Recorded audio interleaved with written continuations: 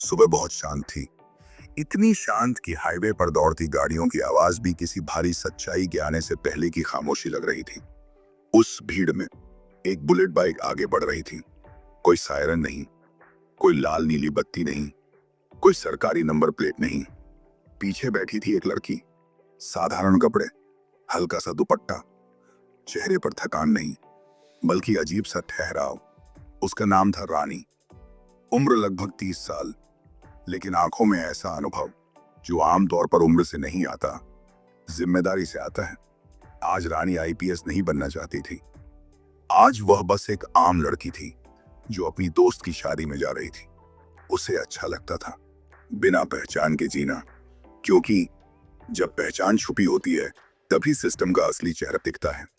Bike highway पर बढ़ रही थी, हवा चेहरे से टकरा रही थी। रानी की आंखों के सामने पुरानी ट्रेनिंग के शब्द घूम रहे थे। अगर सिस्टम को समझना है तो पहले उसके नीचे खड़े हो जाओ। और आज वह ठीक वहीं खड़ी होने जा रही थी। तभी दूर से लोहे की बैरिकेड चमकी। Police checking. रानी ने कुछ नहीं कहा। बाइक धीमी हो गई। उसने गहरी सांस ली। उसे नहीं पता था कि अगले कुछ घंटे उसकी जिंदगी का सबसे बड़ा सबूत बन जाएंगे। बैरिकेड के पास एक इंसान खड़ा था जिसकी वर्दी तो साफ थी, लेकिन आत्मा पर सालों की गंदगी जमी हुई थी। नाम इंस्पेक्टर वीरेंद्र चौहान।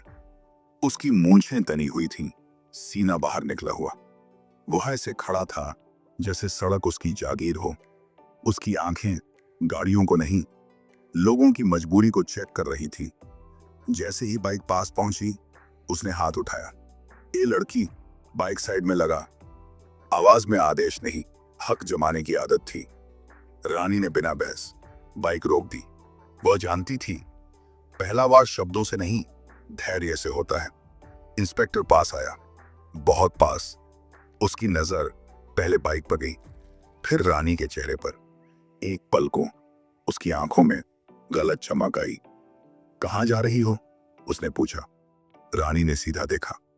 दोस्त की शादी है, बस इतना। कोई डर नहीं, कोई विनती नहीं।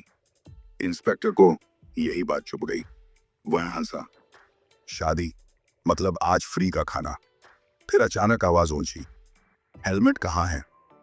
रानी ने शांत स्वर में कहा, पीछे बैठने वाले के लिए नियम अलग है सर, बस यही लाइन। और वहीं कहानी ने मोड़ लिया। इंस्पेक्टर की आंखें सिकुड़ गईं। हमें कानून सिखाएगी? उसने आसपास देखा। सिपाही हंस रहे थे। यह हंसी हिम्मत बढ़ाती है। पुलिस हम हैं, वह चिल्लाया। और अगले ही पल धप्पाक।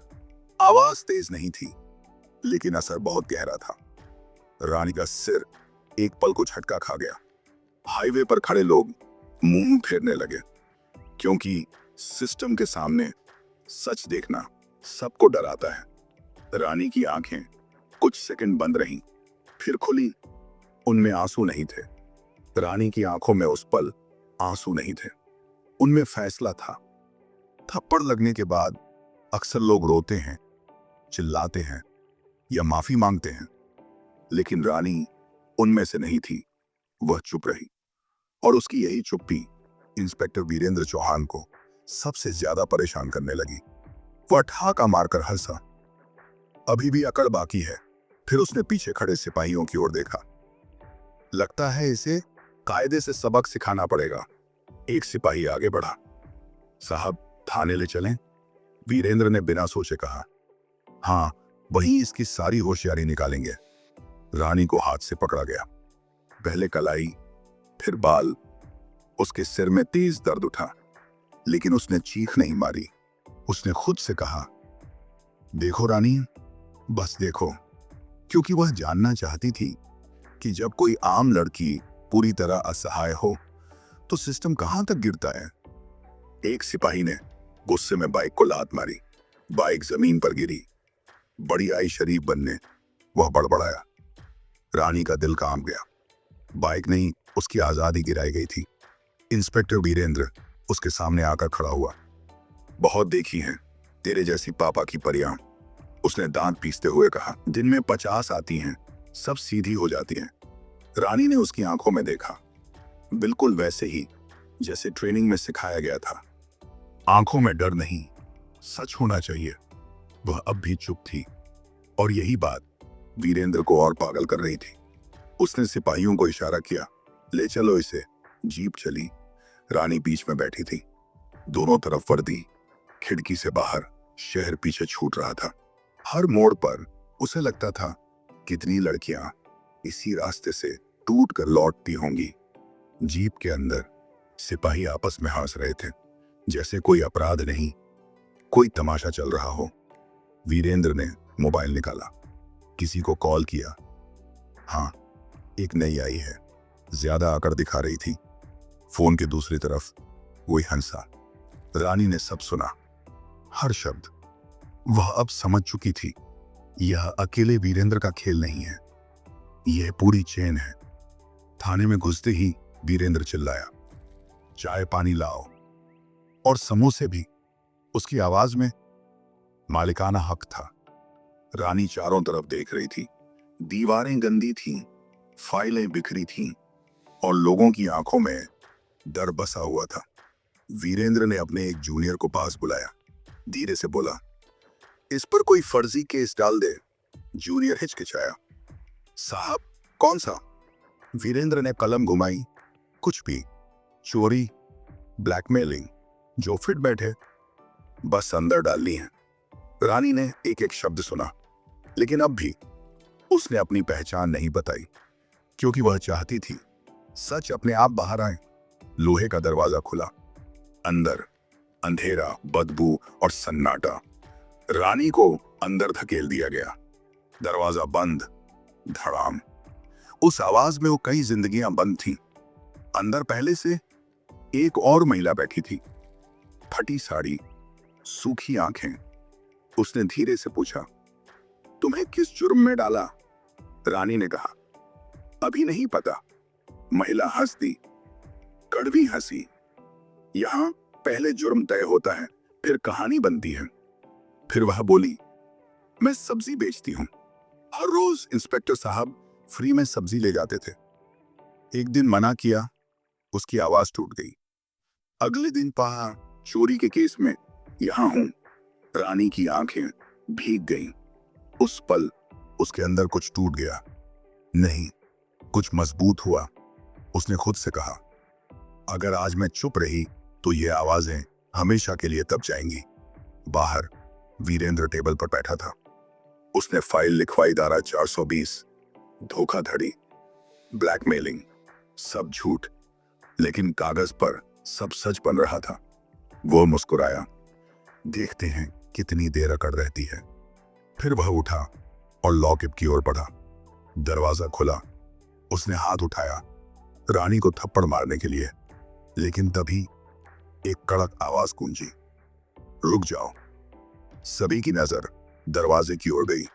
वहां खड़ा था डीएसपी अर्जुन मलिक, ईमानदार अफसर।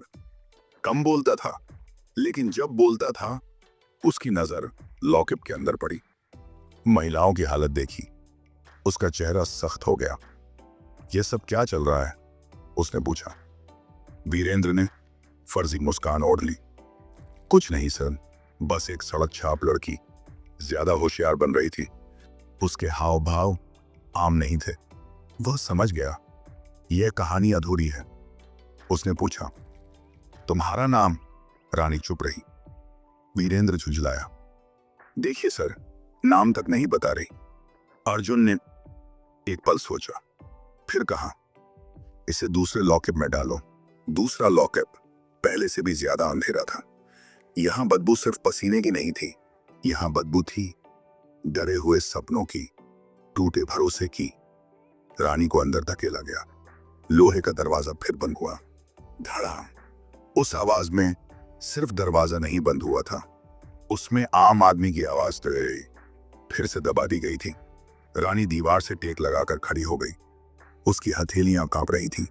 दर्द अब पूरे शरीर में फैल चुका था, लेकिन उसके भीतर एक और ही आग जल रही थी। वह सोच रही थी, अगर आज यह सब मेरे साथ हो रहा है तो रोज कितने लोगों के साथ, बिना गवाह, बिना कैमरे, बिना सवाल के होता होगा। उसने अपनी ट्रेनिंग याद की। सत्ता का सबसे खतरनाक रूप वह होता है जो जवाबदेह न हो, और यहाँ कोई जवाबदेही नहीं थी। बाहर इंस्पेक्टर वीरेंद्र चौहान अपनी कुर्सी पर बैठा कलम घुमा रहा था। उसके चेहरे पर अजीब सी तसल्ली थी, जैसे उसने कोई बहुत बड़ा काम कर लिया हो। देख लिया, उसने एक सिपाही से कहा, सब सीधी हो जाती हैं। सिपाही ने धीरे से सिर हिलाया, लेकिन उसकी आंखों में डर साफ था, क्योंकि वह जानता था आज जो हुआ है कल उसी के साथ भी हो सकता है। तभी थाने के बाहर एक गाड़ी रुकी। कोई सायरन नहीं, कोई हल्ला नहीं, लेकिन गाड़ी से उतरते ही हवा बदल गई। सिपाही भागते हुए अंदर आया। साहब, टीएम साहब आए हैं। वीरेंद्र का हाथ एक पल को रुक गया। क्या? उसकी आवाज फिसल गई। डीएम अमित वर्मा थाने में दाखिल हुए।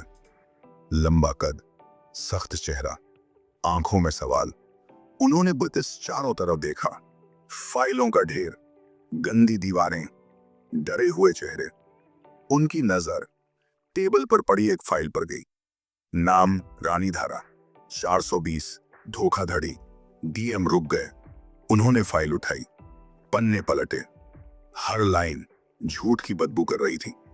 उन्होंने आवाज ऊंची की, इंस्पेक्टर वीरेंद्र चौहान। वीरेंद्र तुरंत खड़ा हो गया। Yes sir. ये केस किसका है? डीएम ने पूछा। सर, एक लड़की है, चेकिंग के दौरान बदतमीजी कर रही थी।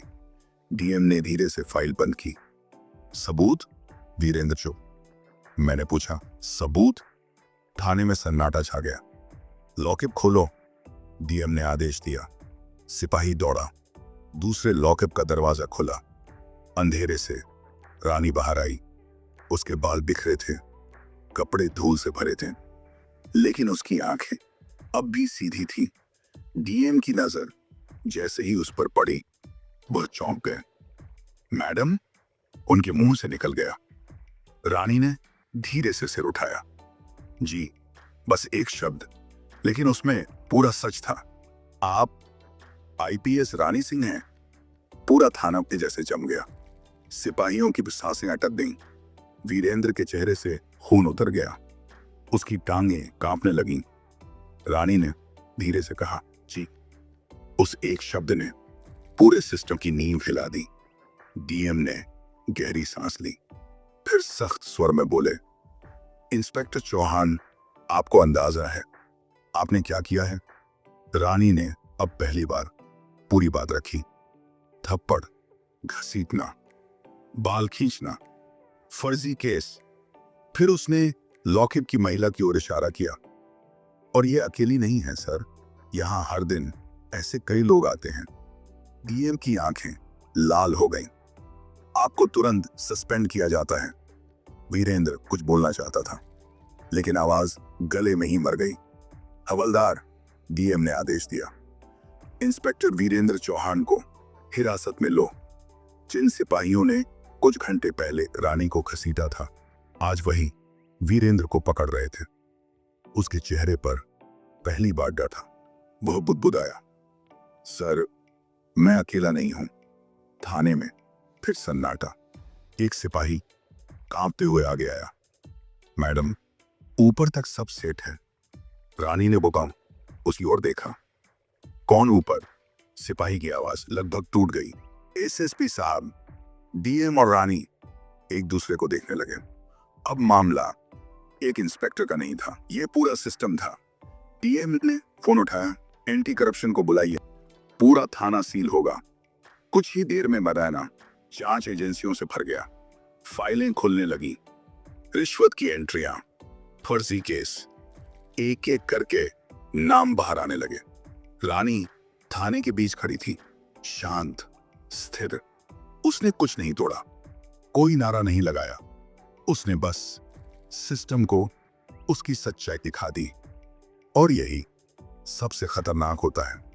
थाने का माहौल अब पूरी तरह बदल चुका था।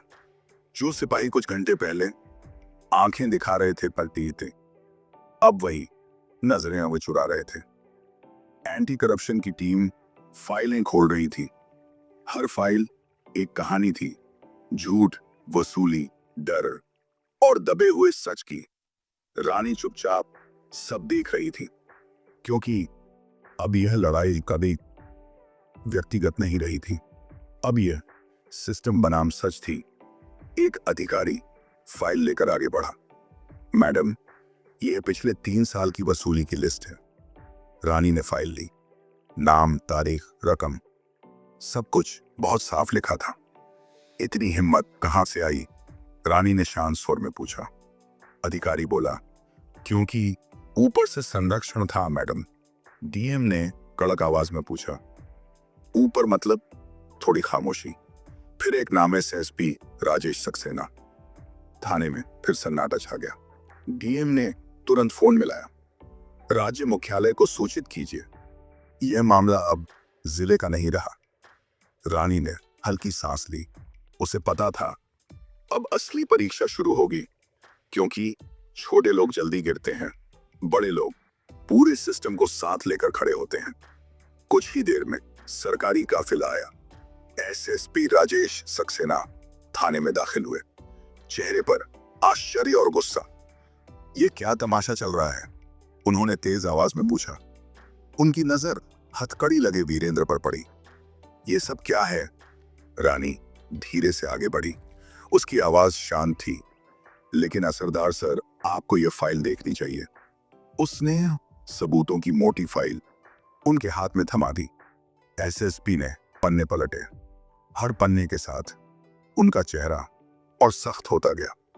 यह सब झूठ है, एसएसपी ने कहा, लेकिन उनकी आवाज खुद उन पर भरोसा नहीं कर रही थी। डीएम आगे आए। अगर झूठ है तो एसीबी, विजिलेंस और डिजिटल रिकॉर्ड सब झूठ कैसे बोल रहे हैं? एसएसपी चुप। रानी ने सीधे उनकी आंखों में देखा। क्या आपको लगता है आप बच जाएंगे? यह सवाल नहीं था, यह चेतावनी थी। डीएम ने बिना देर किए कहा, एसएसपी राजेश सक्सेना को तुरंत हिरासत में लिया गया। वह पल इतिहास बन गया। पहली बार थाने के भीतर इतने बड़े अधिकारी को हथकड़ी लगी। कई सिपाहियों के हाथ कांप रहे थे, क्योंकि अब उन्हें समझ आ गया था यह सिर्फ नाटक नहीं है। खबर आग की तरह फैली। मीडिया पहुंचा, कैमरे चले, ब्रेकिंग न्यूज, पूरे थाने पर कार्रवाई। राज्य सरकार हरकत में आई। मुख्यमंत्री ने सीधे आदेश दिया, पूरे जिले के पुलिस रिकॉर्ड की जांच होगी। जांच शुरू हुई। एक के बाद एक नाम सामने आए। 40 से ज्यादा अधिकारी, 20 दरोगा, कई राजनीतिक संरक्षण। गिरफ्तारी होती गई। जो खुद को अछूत समझते थे, अब कानून के सामने खड़े थे। एक शाम रानी अकेली बैठी थी। थकान थी, लेकिन अफसोस नहीं। उसके सामने वही सब्जी वाली महिला खड़ी थी। हाथ जोड़कर बोली, मैडम, आज पहली बार इंसाफ महसूस हुआ। रानी ने धीरे से कहा, इंसाफ महसूस नहीं है, दिखना चाहिए। पूरा थाना सस्पेंड किया गया। नई टीम नियुक्त हुई। सीसीटीवी, डिजिटल एंट्री, ओपन शिकायत प्रणाली। रानी ने एक ही बात कही, अब यह थाना बानन डर की जगह नहीं है, भरोसे की जगह बनेगा। रानी ने साबित कर दिया, सिस्टम बदलने के लिए कहीं चीखना नहीं पड़ता, बस सच के साथ खड़ा होना पड़ता है। और जब एक ईमानदार अफसर आम इंसान बनकर सिस्टम के सामने खड़ा होता है, तो पूरा सिस्टम कटघरे में आ जाता है। यह कहानी अभी भी चल रही है। थाने से निकलकर अदालत की चौखट तक पहुंच चुकी थी, लेकिन यह कोई आम केस नहीं था। यह केस पूरे सिस्टम की नीयत पर सवाल बन चुका था। अदालत में खचाखच भीड़ थी। पत्रकार, वकील, सामान्य लोग, हर कोई इस पर एक ही नाम पर फुसफुसा रहा था। रानी कटघरे में वीरेंद्र चौहान खड़ा था, जिस चेहरे पर कभी अकड़ रहती थी, आज वहीं डर की परछाई थी। उसके पीछे हथकड़ी में एसएसपी राजेश सक्सेना। इतिहास में बहुत कम मौके आते हैं जब ताकतवर लोग एक साथ कमजोर दिखते हैं, और यह वैसा ही पल था। जज ने रानी की ओर देखा। आप बयान दीजिए। पूरा कोर्ट सांस रोककर सुन रहा था। रानी ने धीमे स्थिर स्वर में बोलना शुरू किया। मैं उस दिन आईपीएस नहीं थी, मैं सिर्फ एक आम लड़की थी। उसने एक एक घटना बताई। हाईवे, थप्पड़, घसीटना, लॉकअप। कोई नाटकीयता नहीं, कोई भावुक चीख नहीं, सिर्फ सच। और सच सबसे भारी हथियार होता है। वीरेंद्र के वकील ने तंज कसा। आप अपनी पहचान पहले क्यों नहीं बताई? रानी ने सीधे जवाब दिया, क्योंकि अगर मैं पहले बता देती तो सच्चाई कभी सामने नहीं आती। कोर्ट में खामोशी छा गई।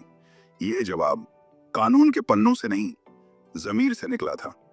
सीसीटीवी फुटेज, कॉल रिकॉर्ड, वसूली की लिस्ट, एक एक सबूत कटघरे में कील बनकर गड़ रहा था। जज ने फाइल बंद की।